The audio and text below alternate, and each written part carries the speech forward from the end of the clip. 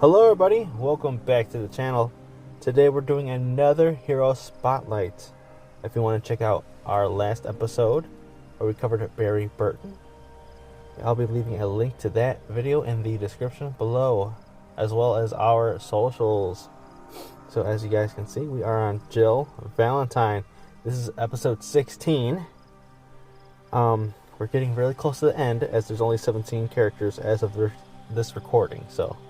But yes, Jill Valentine, she is in her Resident Evil 3 remake attire. So, yeah, she's looking pretty good. I also have her at max level, and I'll explain that later. And then she is, again, a legendary hero. So, she is a very good hero. And another thing I do want to bring up, that next to her name, she has a little symbol there. Only Jill and Leon have these symbols there, so I'm guessing because they are pay-to-win characters, they have this. But if we click on it, she has the Super Cop buff. So I have it at level 6. That's because I have her maxed out. Increases the attack and defense of all squads by 10% regardless of Jill Valentine's deployment status. So it doesn't matter if she's in a rally or anything or not. So, no matter what, everyone gets 10% more attack and defense, which is a really good buff to have throughout your whole army. But, besides that, let us get into her introduction. Umbrella will pay for what they did. A skilled member of the Raccoon Police Department's S.T.A.R.S Alpha team, who is in charge of rear security, trained in Delta Force tactics, she is adept at lockpicking and explosives. While investigating a missing case, and she was caught up in the mansion incident and barely escaped with her life.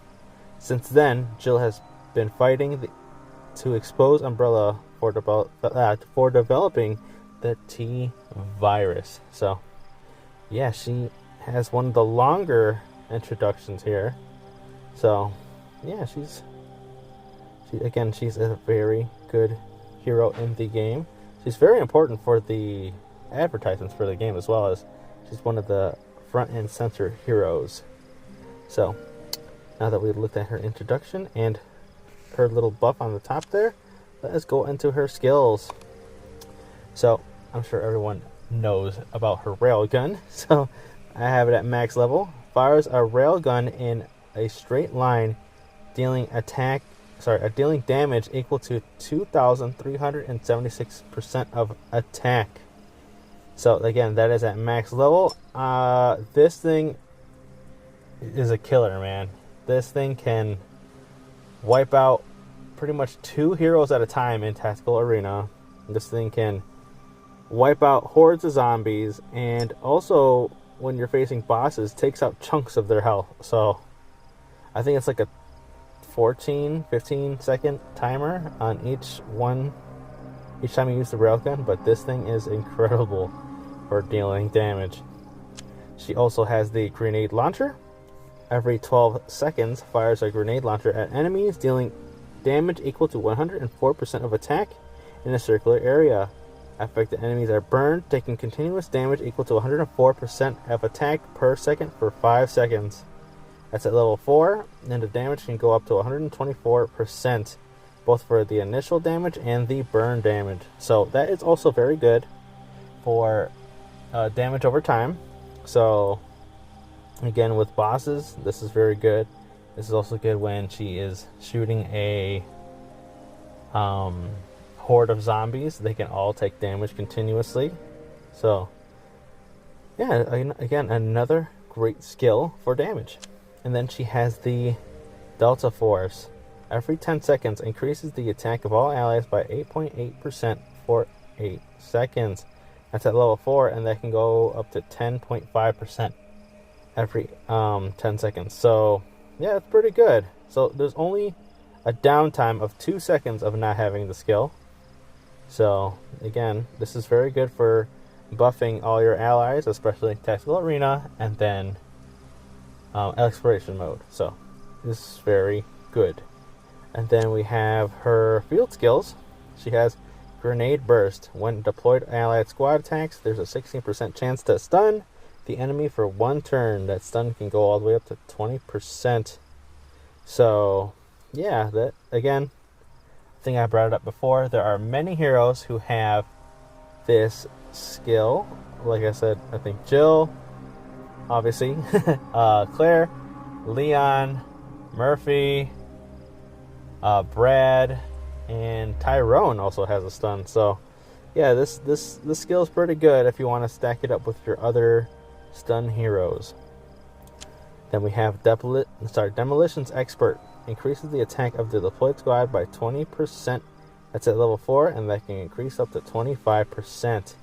So again, that is very good as well. So this can increase the attack of your deployed squad, which means like the attack rating goes up.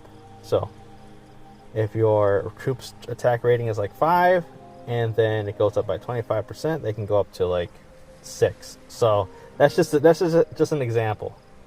And then we have Surprise Fire. Increases damage dealt by the deployed squad by 25%. That's at max level. Again, another example is if you guys dealt 100 damage total, you guys do another 25% on top of that, which means you do 125% damage instead of that 100. So, again, very good for buffing your troops when you guys are attacking in rallies. So, yeah, these are her skills, but let us go check out her other skills in her gear. So, she does have the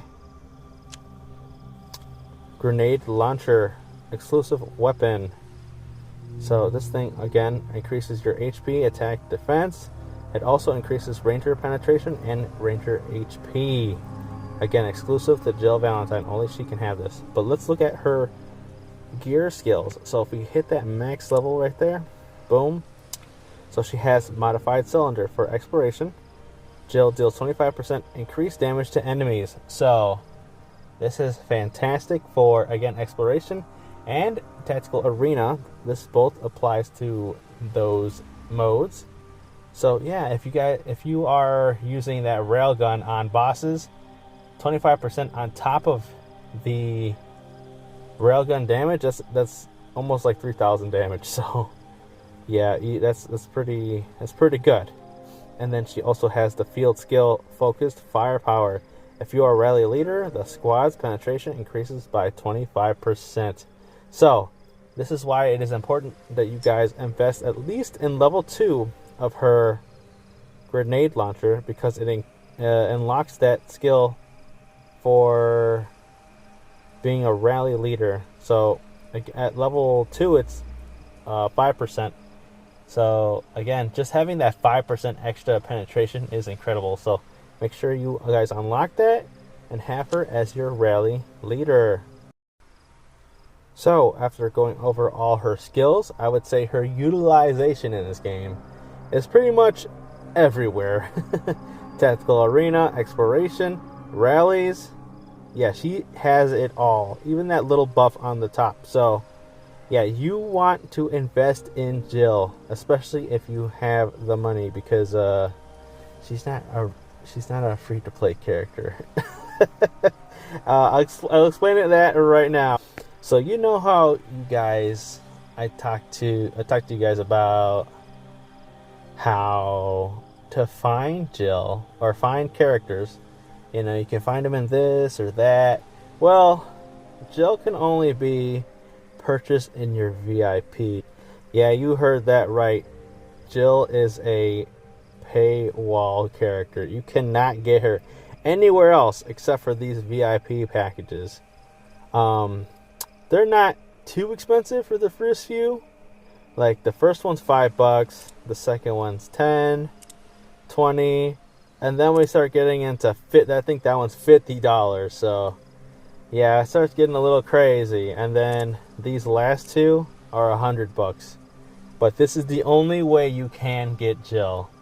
And you're probably wondering, well, Falcon, that means you spent that much money on maxing out Jill. Yes, I did. Am I proud? Yeah, I would say so, because I have one of the best characters in the game. I just had to spend a little extra money for it. So, after everything, do I recommend Jill? If you are a light spender and if you just want to get her a couple stars, that's great. But I do recommend that you max her out, as she is incredible in all game modes. I would say she can fight for first place for best character in the game, because she has it all, especially with this buff on top.